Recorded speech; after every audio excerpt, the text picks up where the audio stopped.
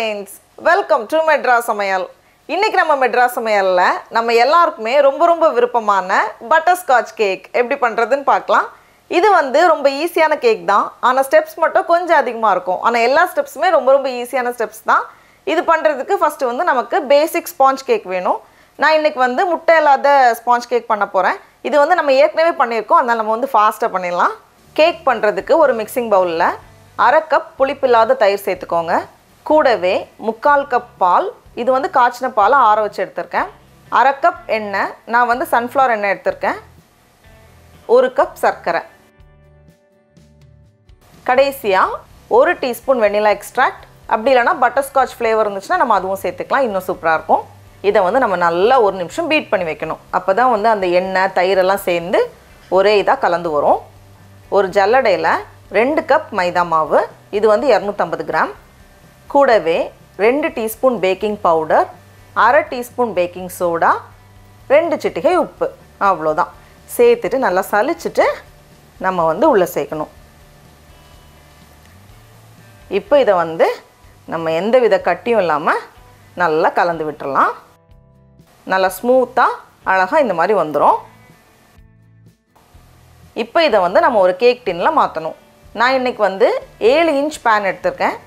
எல்லா மாவையும் உள்ளே சேர்த்ததுக்கப்புறமா இதை வந்து 2-3 வாட்டி இந்த மாதிரி தட்டிக்கோங்க, அவ்வளோதான். இப்போ இதை வந்து நம்ம அவனில் வச்சிடலாம். அவனை வந்து 175 டிகிரி செல்சியஸ்க்கு ப்ரீஹீட் பண்ணிவிட்டு உள்ளே வச்சுக்கோங்க. கிட்டத்தட்ட 45லேருந்து 47 நிமிஷம் போல் ஆகும். இதை வந்து நம்ம குக்கர்லேயும் பண்ணலாம். நான் இன்றைக்கி வந்து குக்கரில் பண்ணல, ஏன்னா ஏற்கனவே நம்ம நிறைய கேக் குக்கரில் செஞ்சுருக்கோம். குக்கரில் வைக்கிறதா இருந்தால் குறைவான சூடில் வச்சுக்கோங்க. கிட்டத்தட்ட 50லேருந்து 55 நிமிஷம் போல் ஆகும் பேக் ஆகிறதுக்கு. அவன்லேருந்து கேக்கை வெளியே எடுத்தாச்சு. எனக்கு சரியாக 45 நிமிஷம் ஆச்சு. கேக் வந்து நல்லா ஆறுனதுக்கப்புறமா தான் நம்ம கேக் டின்லேருந்து வெளியே எடுக்கணும். மேலே வந்து லைட்டாக நம்ம வந்து ட்ரிம் பண்ணிடலாம், அப்போ வந்து சமமாக வரும். இதை வந்து 3 பீஸாக நான் வந்து கட் பண்ணி வைக்க போகிறேன். அடுத்தது இந்த கேக்குக்கு ரொம்ப முக்கியமானது கேரமல் சிரப். இது வந்து கேக்குக்கு வந்து அவ்வளோ ஒரு டேஸ்ட் கொடுக்கும். இது செய்கிறதுக்கு ஒரு பேனில் 1/2 கப் சர்க்கரை சேர்த்துக்கோங்க. இது வந்து 100 கிராம். சர்க்கரை வந்து நம்ம இப்போ கலந்து விட தேவையில்ல, அது வந்து கொஞ்சம் உருகட்டும், கொஞ்சம் அந்த கலர் மாறணும். இப்போ பார்த்தோம் அப்படின்னா ஓரங்கள்லாம் கொஞ்சம் அந்த கோல்டன் கலர் ஆக ஆரம்பிச்சிருக்கு. இந்த ஸ்டேஜில் நம்ம வந்து லைட்டாக கலந்து விட்டால் போதும். ஸ்டவ்வை வந்து இப்போ குறைவான சூடில் வச்சுக்கோங்க. அதிகமான சூடில் இருந்துச்சுன்னா டக்குன்னு கரிஞ்ச மாதிரி ஆயிரும். இப்போ நல்ல ஒரு தேன் கலரை விட கொஞ்சம் டார்க்காக வந்திருக்கு. இப்போ இந்த ஸ்டேஜில் 1/4 கப் அன்சால்டட் பட்டர் எடுத்திருக்கேன். இதை வந்து நம்ம உள்ளே சேர்த்துடலாம். இது வந்து 50 கிராம். வெண்ணெய் வந்து நல்லா உருகினதுக்கப்புறமா இதில் 1/2 கப் க்ரீம் சேர்த்துட்டு நம்ம மறுபடியும் நல்லா கலந்து விடணும். எல்லாத்தையும் சேர்த்ததுக்கப்புறமா இதை வந்து ஒரு 1லேருந்து 1.5 நிமிஷம் போல் நம்ம வந்து சூடு பண்ணால் போதும். குறைவான சூடில் தான் இருக்குது. இந்த மாதிரி நல்லா கலந்ததுக்கப்புறமா ரொம்ப முக்கியமான பொருள் உப்பு, 2 சிட்டிகை உப்பு சேர்த்துக்கோங்க. சேர்த்துட்டு நம்ம நல்லா கலந்துட்டு ஸ்டவ்வை ஆஃப் பண்ணிடலாம், அவ்வளோதான். இது வந்து ஆறுனதுக்கப்புறமா இன்னும் கெட்டியாகும். அதனால் இந்த ஸ்டேஜில் நம்ம ஆஃப் பண்ணிவிட்டு இதை வந்து ஒரு பாத்திரத்தில் மாற்றி வச்சிடலாம். இது நல்லா ஆறுனதுக்கப்புறமா எப்படி ஆகுதுன்னு நான் காமிக்கிறேன். இப்போ இது நல்லா ஆறுனதுக்கப்புறமா நம்ம பார்த்தோம் அப்படின்னா கொஞ்சம் திக்காக நல்லா அழகாக ஒரு சாஸ் மாதிரி வந்திருக்கு. இந்த மாதிரி வரும். இது வந்து நல்லா ஆறுனதுக்கப்புறமா ஒரு பைப்பிங் பேக்கில் போட்டு வச்சுருக்கேன். அடுத்தது நம்ம வந்து கொஞ்சம் முந்திரி பருப்பை ரெடி பண்ணி வைக்கணும். இதை வந்து நம்ம கேக்குக்கு நடுவில் சேர்க்குறப்போ அப்படியே கொஞ்சம் கடிப்பட்டு ரொம்ப டேஸ்ட்டாக இருக்கும். இது பண்ணுறதுக்கு 1/2 கப் முந்திரி பருப்பு எடுத்திருக்கேன். இதை வந்து 1-2 உடச்சி வச்சுருக்கேன். இதை வந்து ஒரு பேனில் மாற்றிட்டு 2 நிமிஷம் போல் நம்ம வந்து வறுத்து வச்சிடலாம். இந்த மாதிரி வறுப்பட்டதும் இதை எடுத்து நம்ம மாற்றி வச்சிடலாம்.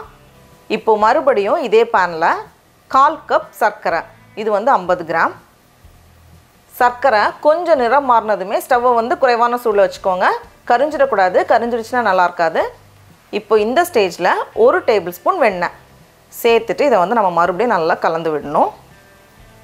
கலந்ததுக்கப்புறமா இதில் நம்ம டோஸ்ட் பண்ணி வச்சுருக்கோம்ல முந்திரி பருப்பு, அதை அப்படியே உள்ளே சேர்த்துட்டு லைட்டாக எல்லாம் சேர்ந்து வந்தாலே போதும். கலந்துட்டு நம்ம ஸ்டவ்வை ஆஃப் பண்ணிடணும், அவ்வளோதான். இதை வந்து ஒரு நெய் தடவின பாத்திரம், அப்படி இல்லைனா இந்த மாதிரி ஒரு பட்டர் பேப்பரில் வச்சிட்டோம் அப்படின்னா ஈஸியாக இருக்கும். இது நல்லா ஆறுனதுக்கப்புறமா ரொம்ப அழகாக உடையும். நம்ம வந்து கடலை மிட்டாயெல்லாம் சாப்பிடுவோம்ல, அதே மாதிரி இருக்கும். நல்ல ஒரு கடுக்கடு டேஸ்ட்டோட சூப்பராக இருக்கும். இதை வந்து நம்ம ஒரு அம்மிக்கல்லாம் ஏதாச்சும் வச்சு நல்லா இடித்து வைக்கணும். இதில் பார்த்தோம் அப்படின்னா சிலதெல்லாம் வந்து ரொம்ப பவுடராகி இருக்கும், சிலதெல்லாம் வந்து கொஞ்சம் பெருசாக இருக்கும். நான் இதை வந்து தனியாக பிரிச்சிருக்கேன். ரொம்ப பவுடரானதெல்லாம் வந்து நம்ம கேக்குக்கு நடுவில் சேர்த்துப்போம். கொஞ்சம் இந்த மாதிரி திட்டாக இருக்கிறத வந்து நம்ம கேக்குக்கு மேலேயும் சைட்லேயும் சேர்த்துக்கிறதுக்காக.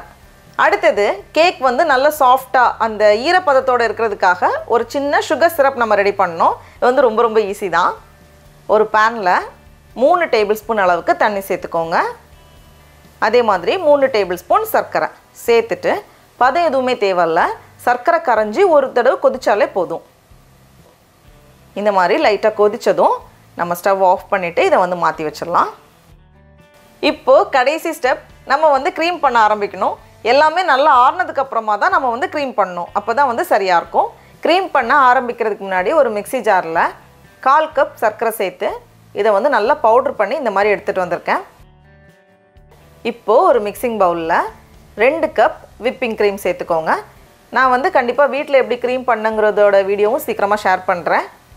கூடவே நம்ம பவுடர் பண்ணி வச்சுருக்கோம்ல சர்க்கரை சேர்த்துட்டு இதை வந்து நம்ம நல்லா பீட் பண்ணணும். ஃபஸ்ட்டு வந்து கொஞ்சம் குறைவான சூடில் ஆரம்பிச்சுட்டு அதுக்கப்புறமா ஸ்பீடை வந்து நம்ம இன்க்ரீஸ் பண்ணிக்கலாம்.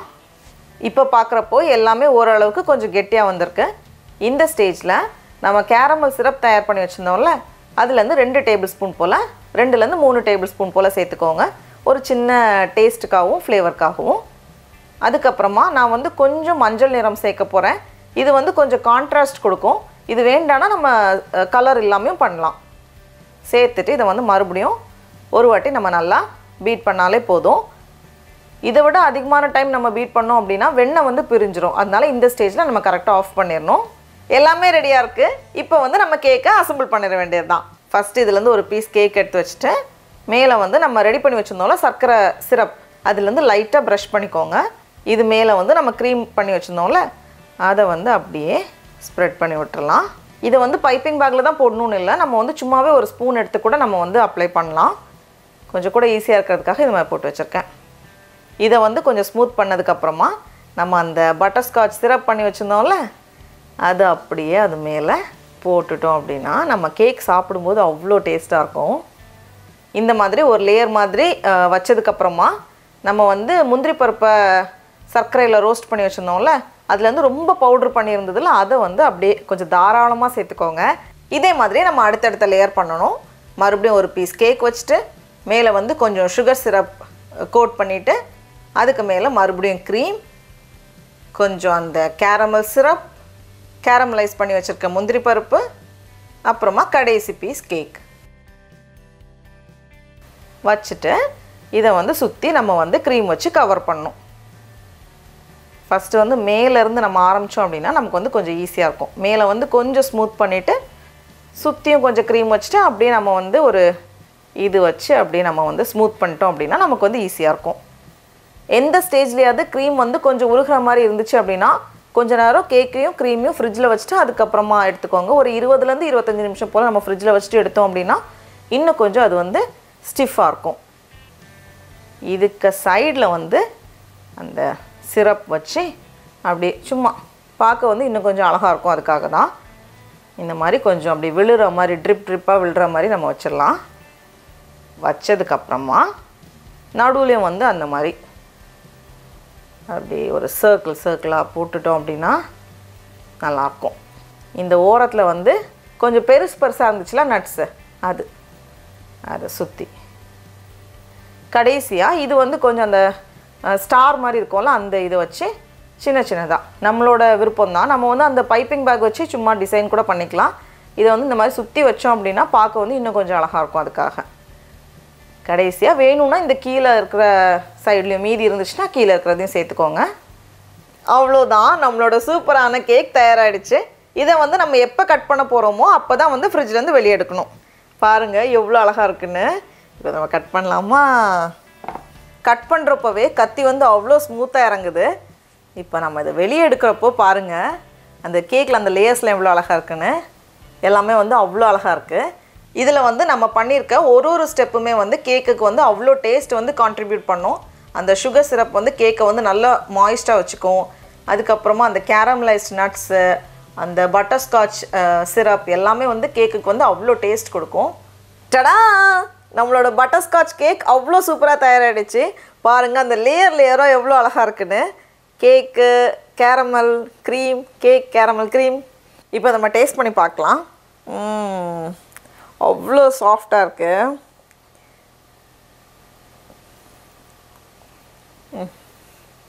அவ்வளோ சூப்பராக இருக்குது, சொல்கிறதுக்கு வார்த்தையே இல்லை. நடுவில் அந்த கேரமல், அப்புறமா வந்து அந்த கேரமலைஸ் பண்ணி நட்ஸ் சேர்த்தோம்ல, அதெல்லாம் சாப்பிடும்போது அவ்வளோ டேஸ்ட்டாக இருக்குது. கண்டிப்பாக அந்த நட்ஸும் கேரமலும் வந்து கம்மி பண்ணாதீங்க. அது எவ்வளோ அதிகமாக சேர்க்குறோமோ அவ்வளோ டேஸ்ட் இருக்கும். நீங்களும் கண்டிப்பாக இந்த கேக்கை வீட்டில் செஞ்சு பாருங்கள். உங்களுக்கு இந்த வீடியோ பிடிச்சிருந்துச்சுன்னா மெட்ராஸ் சமையலுக்கு சப்ஸ்கிரைப் பண்ணுங்கள். நாவின் சுவையரும்புகள் மலரட்டும்.